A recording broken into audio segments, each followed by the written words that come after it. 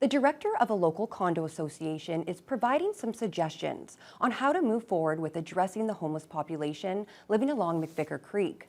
The new plan proposes one of two centralized and monitored locations for the unhoused, both located in the Current River ward. Vasilios Bellos reports. It's a proposition that has many stakeholders moving closer to a middle ground. Susan Lester is the director of the Brookside Condo Association and provided a deputation at a recent council meeting citing safety, noise, and environmental concerns regarding the unhoused living along McVicar Creek. Lester has since provided some new suggestions for the city and social agencies to establish a centralized and monitored homeless encampment in one of two Current River locations. The first is the south end of Current River Park, the benefits mentioned being a washroom on site and its close proximity to the Salvation Army. The other recommendation is the green space behind the Lakehead Psychiatric Hospital. Lester suggests opening and retrofitting one wing of the facility and a partnership with the Matawa Training and Wellness Center. I'm open to that idea, but I want to hear from the experts on what works. Both proposed locations fall in Current River, Councillor Andrew Fold's ward. Fold says he doesn't believe these would be permanent solutions, but he wants consultation to determine whether this is the best next step.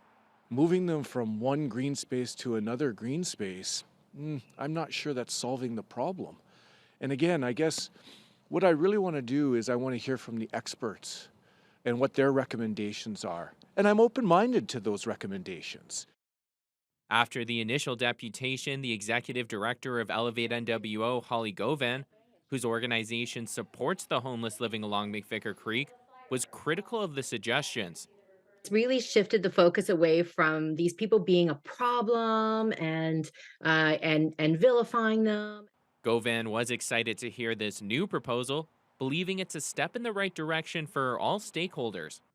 Govan says whether or not the unhoused move to a new location should be their decision, but promoting a better quality of life could be an incentive. You make it a place where, hey, I can actually get needs met there and I can feel safe there and I can, feel like I'm part of a community. And you're going to do a lot better with incentives rather than pushing people or punishing people for failure to do what you want them to do.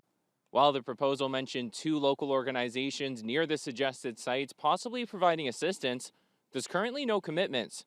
The Matawa Training and Wellness Center has said it's not prepared to partner at this time, while the Salvation Army was unable to provide a comment.